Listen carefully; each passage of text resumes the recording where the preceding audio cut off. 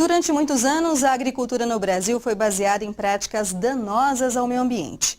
O conceito de sustentabilidade vem sendo defendido há poucos anos, não só pelo belo discurso de preocupação com as futuras gerações, mas porque é necessário cuidar dos recursos para manter a produtividade da lavoura. A sustentabilidade na agricultura vai além do interesse de organizações ambientalistas. A maioria dos produtores rurais já sabe que não é inteligente esgotar os recursos naturais do local de produção. Contaminar o solo, a água, fazer uso inadequado de fertilizantes e pesticidas nocivos à natureza pode causar um desequilíbrio prejudicial à própria lavoura. O uso excessivo de um terreno sem os cuidados necessários pode causar erosão e o comprometimento da área para a agricultura. O desmatamento da mata próxima às plantações pode exterminar espécies de animais importantes para o controle de pragas. Ao mesmo tempo, o mundo espera da agricultura brasileira o aumento e a eficiência da produção de alimentos para atender a demanda crescente, principalmente nos países emergentes. O caminho para associar os interesses comerciais com uma agricultura mais sustentável é a pesquisa científica. E o desafio para estudantes, centros de estudos, empresas do agronegócio e agricultores é o desenvolvimento de produtos e práticas menos danosas ao meio ambiente, mas que garantam a produção de alimentos em escala comercial e competitiva com outros países. Professor Celso Grise, quem é o verdadeiro vilão da natureza? Não há dúvida sobre isso. O gráfico nos mostra com muita clareza que o vilão disso é o uso da terra e florestas. Veja nesta marca em azul como ela cresce durante os anos. E isso significa que o impacto promovido pela mudança do uso de terra e floresta tem trazido um aumento da emissão de CO2 muito grande em todo o país. Professor Celso, e as queimadas?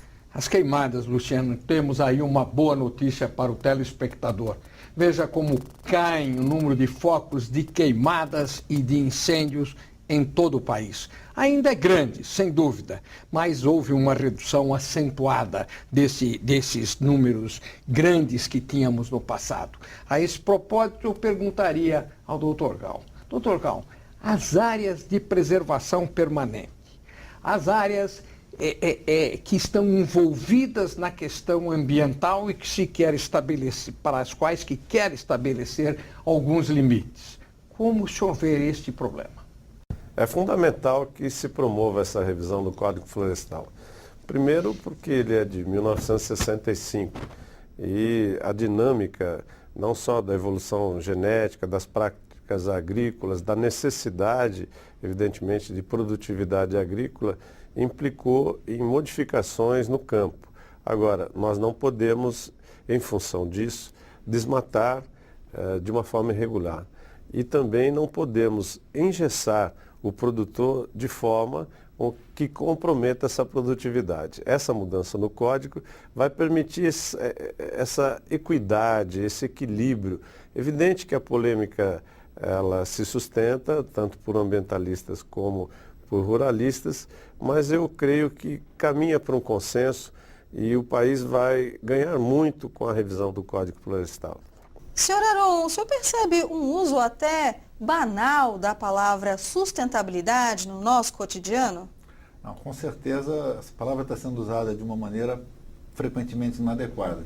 Então, acho que seria interessante que a gente levantasse alguns pontos que são fundamentais para que o conceito seja entendido. A maneira mais sintética de falar de sustentabilidade é pensar que sustentabilidade está associada ao respeito à vida, de todas as formas de vida, não só a vida humana, presente e futura. Então esse é um ponto fundamental. Falar de sustentabilidade é falar de preservação da vida. O segundo ponto importante é uma tensão que está presente em tudo, inclusive na discussão do Código Florestal, que é a tensão entre curto prazo e longo prazo. Quando se pensa em resultados de curto prazo, isso não tem nada a ver com sustentabilidade, tem a ver com negócios como sempre foram feitos. Pensar em longo prazo, pensar nas gerações futuras, pensar nos nossos filhos, nos nossos netos, nos netos dos nossos netos, isso é conversar sobre sustentabilidade. Um terceiro ponto importante é associar a sustentabilidade ao conceito de externalidade, ou seja, todas aquelas coisas que são provocadas por nossas atividades econômicas que afetam terceiros que não são consultados sobre isso. Existem externalidades positivas, existem externalidades negativas. A grande preocupação é minimizar as negativas e, quando elas são inevitáveis, mitigá-las. Um outro ponto importante é falar sobre stakeholder. Essa palavra está na moda, mas a palavra correta em português seriam partes interessadas. Toda atividade atinge positiva e negativamente muita gente, em muitos ambientes. E nós precisamos considerar todos na hora de desenvolvermos as nossas atividades. Então, basicamente, sustentabilidade é isso. Fundamentalmente, é respeito à vida, visão de longo prazo, preocupação com todas as externalidades e com todos os stakeholders envolvidos nos processos econômicos.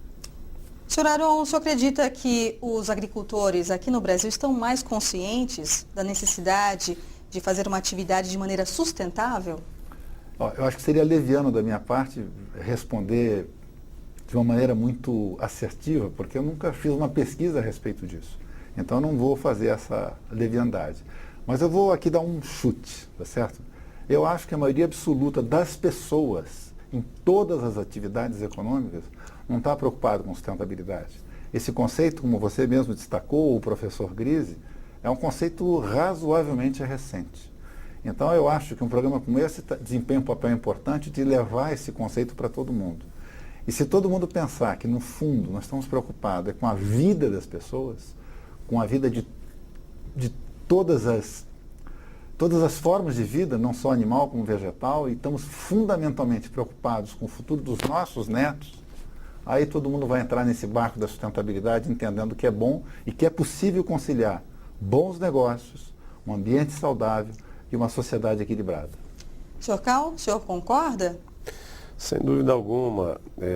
Eu tentaria agregar à fala do Dr. Aron o aspecto de que o mercado ele já reage positivamente a questões de sustentabilidade. O mercado financeiro, por causa do Pacto do Equador, ele já estabeleceu regras, os bancos, as instituições financeiras, elas também poderão entrar no polo passivo de uma ação, elas poderão ser corresponsabilidades se financiarem empreendimentos que possam provocar danos ambientais. Elas responderão por todos os crimes ambientais desses empreendimentos. Então, há hoje uma preocupação quando alguém vai a um banco levantar tentar levantar uma quantia para um determinado empreendimento, ele tem que primeiro responder a um protocolo para provar que ele vai tentar o mínimo impacto ambiental negativo. Como o professor Aron disse, as externalidades podem ser positivas e negativas. E não há como fazer um empreendimento sem impactos. Agora, os impactos negativos têm que ser mitigados, como o professor disse. Outra questão que concorre a favor da sustentabilidade é que os consumidores, principalmente os grandes mercados e os players, né, de mercados, as tradings, elas estão muito atentas. Então, muitos consumidores já não adquirem produtos se eles não forem rastreados e tiverem a nítida transparência de que eles não causaram impactos ambientais e obedeceram a todo esse círculo virtuoso que o professor levantou, pensando na vida, pensando na externalidade, pensando no futuro. Enfim, se eles não tiverem certeza absoluta que foram contemplados todos esses aspectos, eles não adquirem isso lá na prateleira. Então, o nosso produtor aqui no Brasil, o agrícola, poderá ser prejudicado. Então, o mercado está contribuindo para que mude a mentalidade e comece a olhar a sustentabilidade como um instrumento de rotina do dia a dia do agricultor. Ok, no próximo bloco vamos falar sobre a sustentabilidade na pecuária. O criador brasileiro respeita o meio ambiente? Você vai saber daqui a pouco no Cifras e Safras. Voltamos já.